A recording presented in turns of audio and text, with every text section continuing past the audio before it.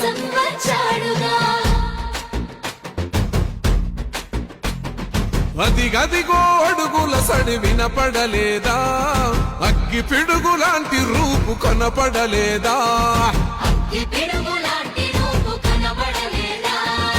అంధకారమున మునిగిన ఆంధ్ర నేలను